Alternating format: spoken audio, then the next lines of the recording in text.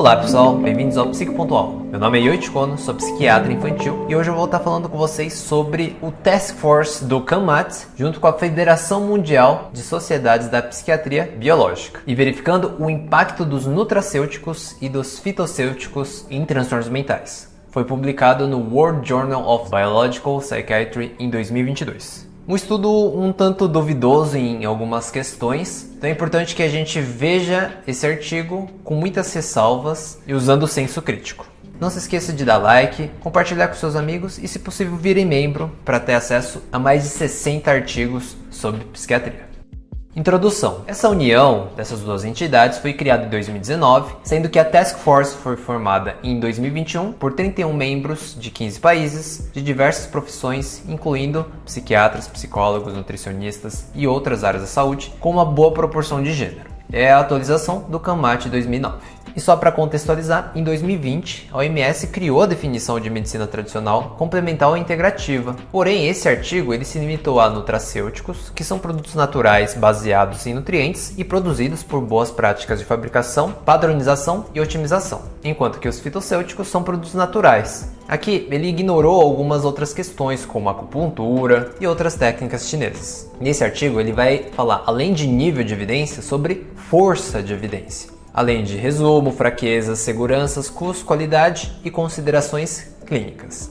Métodos. As duas questões que eles tentaram responder são se os nutracêuticos e fitossêuticos, com exceção da cannabis, que a gente fez um CAMAT diretamente para isso, é só vocês verem na lista dos membros, e também das formulações chinesas, que são bem complexas e é difícil a gente considerar todos os tipos de formulações e dosagens. Se tem nível A de evidência para tratamento de maior prazo, vamos colocar entre aspas, ou mais que 2 semanas, de transtornos mentais como monoterapia ou tratamento adjuntivo, com exceção para transtornos neurocognitivos, de desenvolvimento e de sono, porém foi falado de TDAH. E segunda pergunta, quais conclusões clínicas podem ser feitas em relação à indicação, dosagem, segurança e tolerabilidade? Eles usaram meta-revisões como base por Firth e Series e adicionaram literaturas mais recentes de Cochrane, Health Technology Assessment Database, AMED, PsycInfo, Ovid, Medline e de outras línguas, epistemônicos, Cielo aqui do Brasil, inclusive tem 2 autores brasileiros, Lilacs, Ishushi, Canbase, CanQuest, PubPsych, Ethical Wide Information, SABNet e Nexus. Os critérios de elegibilidade foi feito por PAICO, população, intervenção, comparadores e outcomes ou desfechos, de síntese das informações através do PRISMA, que é o Preferred Reporting Items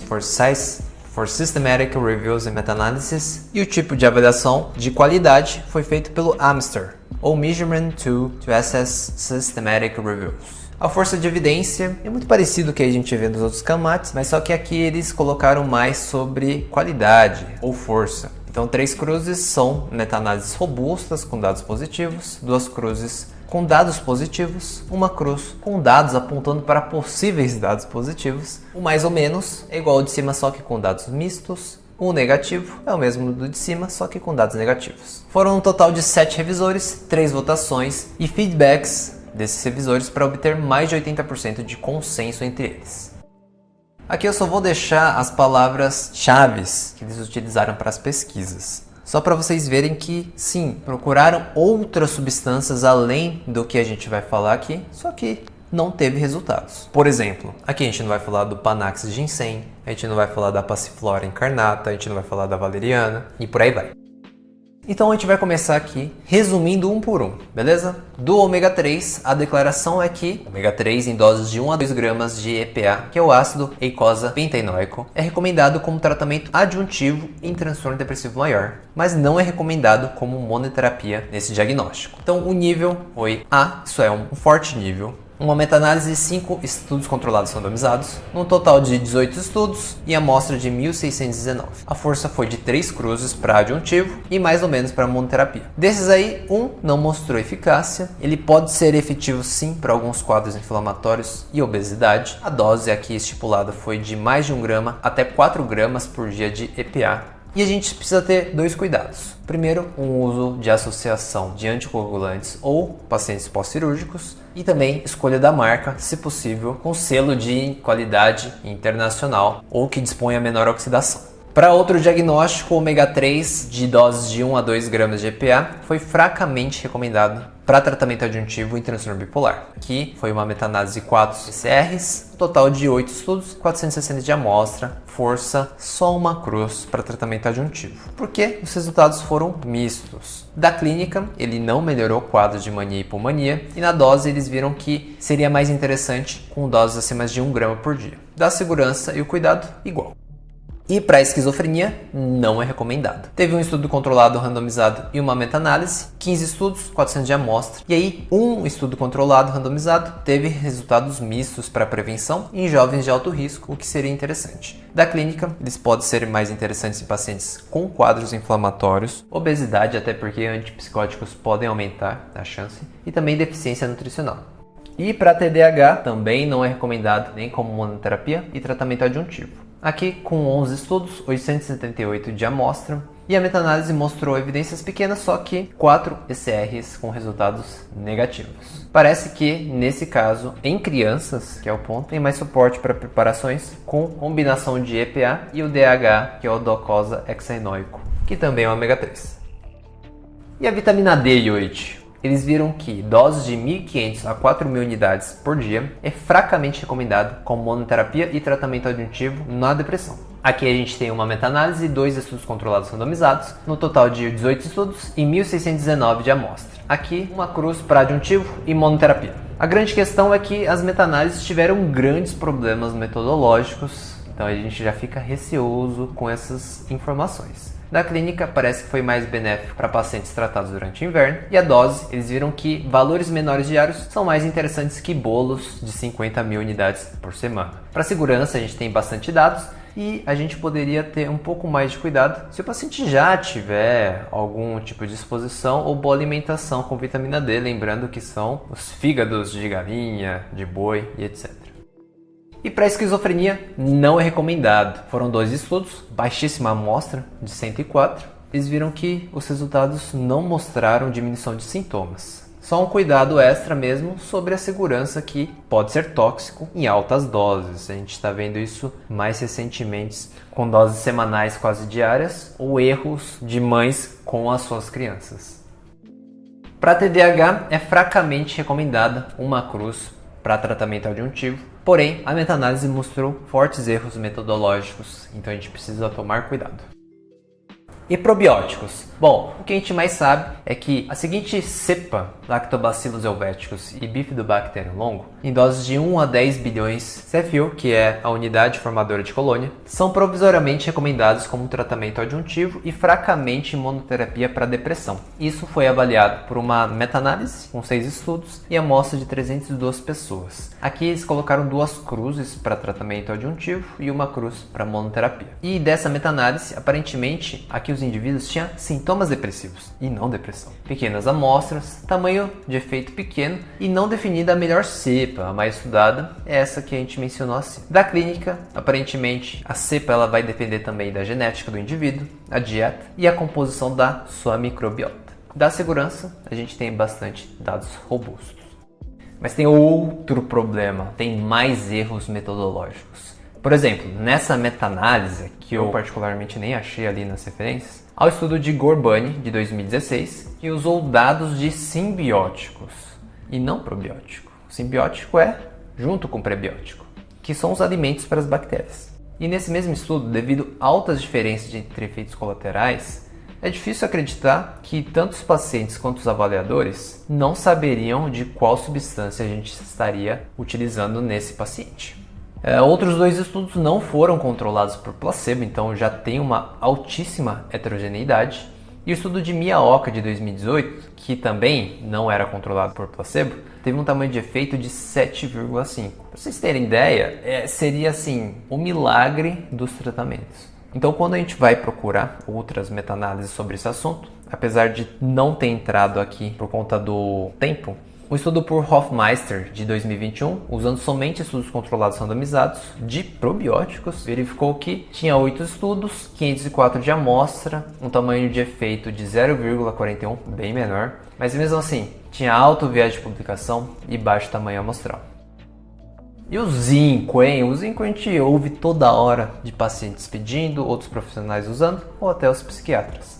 Aqui o zinco em dose aproximada de 25 mg por dia é provisoriamente recomendado como tratamento adjuntivo na depressão. Aqui a gente tem uma meta-análise, 3 estudos, mas olha o tamanho dessa amostra, 124. Bom, de clínica, aparentemente pode beneficiar pacientes com alterações de imunidade, inflamação e estresse oxidativo. Aparentemente tem mais evidência para formulações em sulfato e hidroaspartato. Mas podem ter alguns problemas, por exemplo, pode causar náuseas se estiver em jejum, doses altas a gente precisa ficar tomando cuidado para intoxicação e certos quelantes que vêm junto podem ser melhor absorvidos, aminoácidos ou picolinato.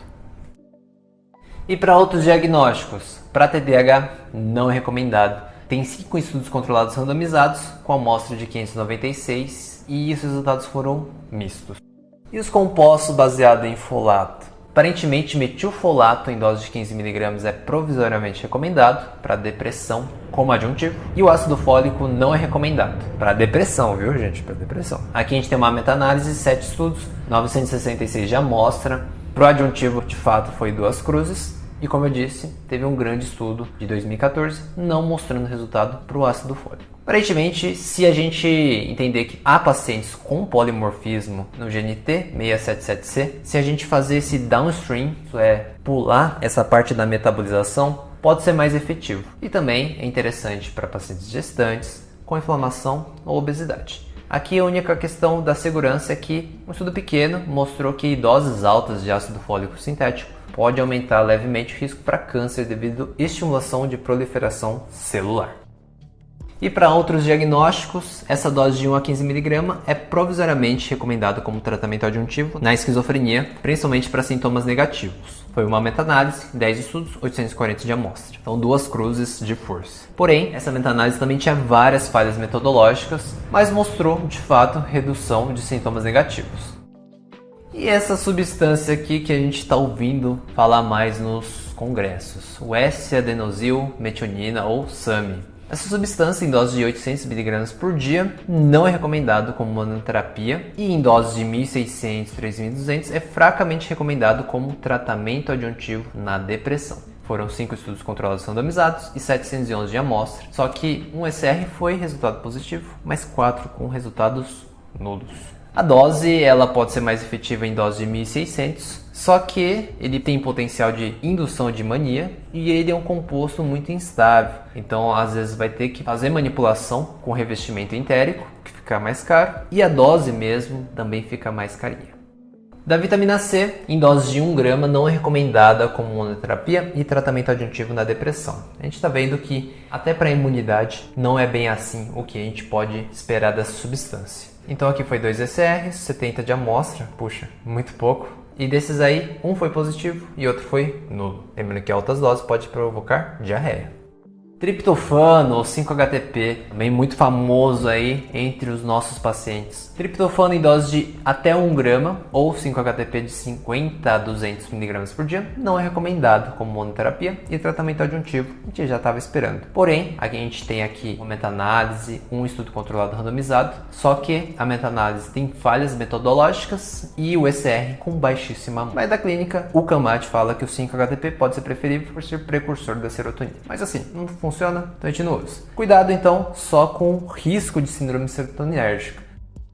Da creatina dos nossos pacientes da academia, em dose de 5 gramas por dia, não é recomendado como monoterapia ou adjuntivo na depressão.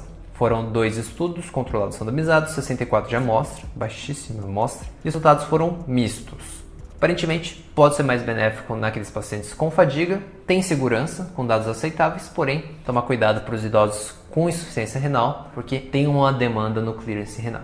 Do inositol, em dose de até 12 gramas, não é recomendado também. Uma meta-análise com 2 estudos, 69 de amostra, sem significância estatística e só cuidado com desconforto intestinal.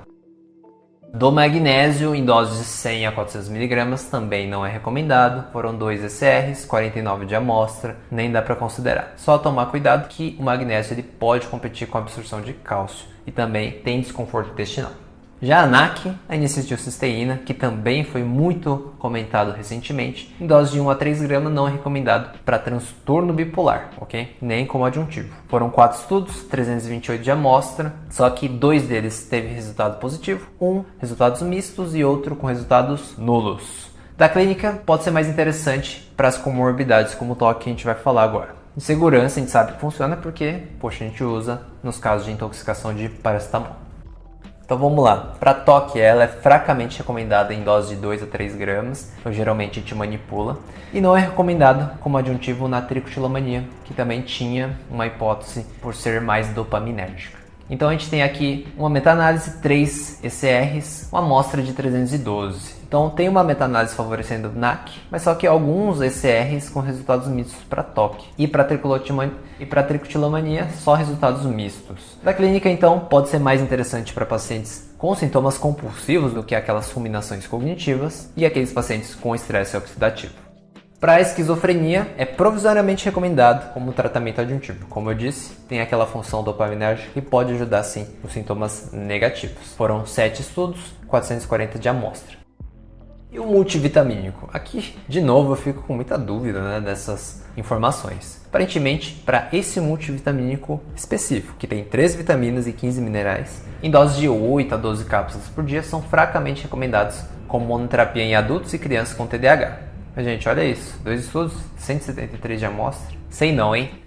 E os fitossêuticos, Yorti? Queria saber mais. Erva de São João, vocês já ouviram falar? Não sei se vocês já prescreveram, mas em dose de 600 a 1.800 mg por dia, ou também de 0,1, 0,3 de pericina, 5 a 6 de perforina, até 3 vezes ao dia, é recomendada como monoterapia na depressão leve a moderada. Temos aqui uma meta-análise, 35 estudos. Poxa, aqui minha dúvida passa um pouco. Quase 7.000 de amostra. E a gente vê que tem superioridade ao placebo e não inferioridade a antidepressivos. Sendo que um foi superior contra a paroxetina na depressão grave. Escala de Hamilton acima de 22. Cuidado só com a indução de CYP3A4, toma cuidado com outras medicações aí. E da segurança, além de poder ter o risco de síndrome serotoninérgica, pode ter também interação com anticoncepcional oral, pode induzir para mania e pode causar fotossensibilidade no paciente. O problema aqui é sempre qualidade e padronização das doses.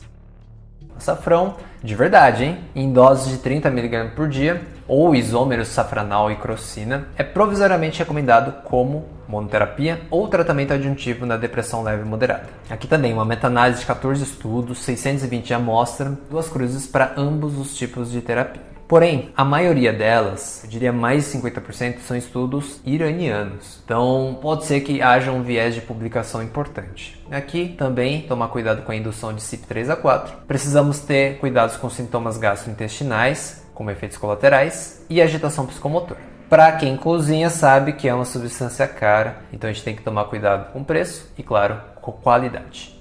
Da curcumina, vendida às vezes como açafrão, mas a curcumina, que é a cúrcuma longa, em doses de 500 a 1.000 mg por dia, é provisoriamente recomendado. Aqui também uma meta-análise, 10 estudos, 531 de amostra, ambos 2 cruzes, só que, de novo, cada ECR tinha uma amostra muito pequena. A clínica pode ser benéfica para pacientes com inflamação e a gente pode considerar formulações lipossômicas por melhor biodisponibilidade.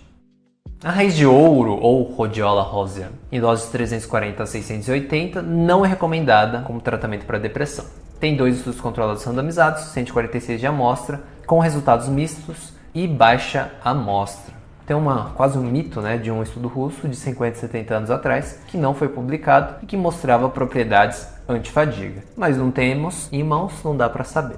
Da lavanda, ou Lavandula officinalis, em óleo de 80 a 160 mg por dia, ou meio a 1,5 gramas por dia de extrato seco, é fracamente recomendada como monoterapia ou tratamento aditivo na depressão. Tem 3 ECRs, 325 de amostra, uma cruz de força. Porém, de novo, amostras pequenas. Nessa mesma dose, só que para TAG, transtorno de ansiedade generalizada, é provisoriamente recomendada 2 cruzes aqui, sendo que há 3 estudos controlados randomizados, 813 de amostra e todos mostrando eficácia. Pode ser melhor para pacientes com mais sintomas somáticos, insônia ou fadiga. Aqui, com bastante segurança e mostrando até uma preferência por cápsulas ao invés de chás, para a gente garantir a dose certinha. Também temos a Cava-Cava ou Pipermeticillin, um extrato de 60 a 250 mg, não recomendado para TAG. Uma meta-análise, 473 de amostra, não mostrando evidência científica na meta-análise e ECR sem superioridade placebo. Porém, tem uma certa evidência para sintomas ansiosos de curto prazo. Só tomar cuidado para evitar benzodiazepínico e álcool, e também pacientes com insuficiência hepática, devido a um estudo de 15 a 20 anos atrás mostrando isoladamente este efeito colateral. Da ashwagandha ou Withania somnífera em extrato de 300 a 600 mg é provisoriamente recomendado como monoterapia ou tratamento adjuntivo na TAG. Aqui a gente tem 2 cruzes, 3 estudos controlados randomizados, 165 de amostra, porém, apesar da eficácia, baixo tamanho amostral. Então, pode ser benéfico para pacientes com fadiga, insônia e desconcentração.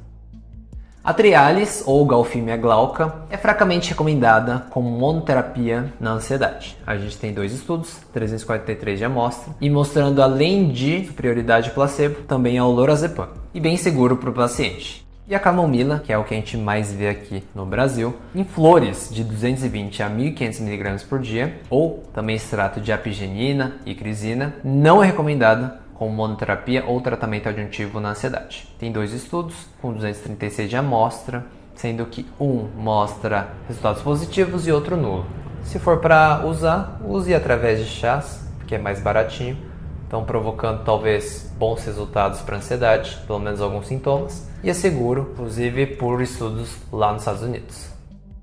E por fim a gente tem o ginkgo biloba em extrato 120 a 360 mg ou também proporção de 50:1. É fracamente recomendado para tratamento adjuntivo em esquizofrenia, com 8 estudos, 571 de amostra. Porém, de novo, aqui teve um problema de publicação de uma única região. Aqui eles mostraram redução de sintomas gerais, também sintomas negativos, até melhorando discinesia tardia. E também para o outro diagnóstico, para o TDAH, aqui já não é recomendado, com 2 ECRs com estudos mistos.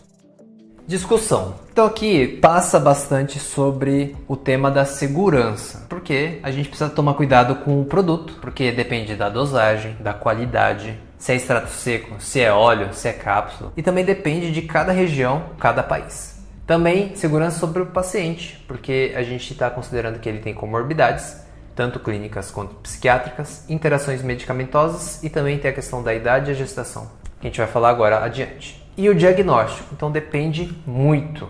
Na gestação, a gente tem a situação em que as mulheres desejam minimizar as doses até suspendê-las. Claro que pode ser que não seja a melhor conduta, mas acontece. Então, às vezes, nutracêuticos e fitossêuticos são utilizados porque parecem ser mais naturais. Porém, tem riscos. Desses, o que são mais seguros são ômega 3, vitamina D e ácido fólico. Nas crianças não teve resultado para fitossêutico, enquanto que ômega 3 e fórmulas multivitamínicas são bem questionáveis. Dos idosos, a gente sabe que pode ter uma desbiose por maus hábitos de vida, então pode ser que seja interessante que utilize algumas vitaminas ou outros nutracêuticos para diminuir estresse oxidativo. E também falar, claro, das limitações desse estudo, que é baixo tamanho amostral, baixa qualidade, muito viés, principalmente de publicação, erros metodológicos gravíssimos, curta duração, não dá para falar que é de longo prazo, e sem devida padronização para a gente replicar esses estudos.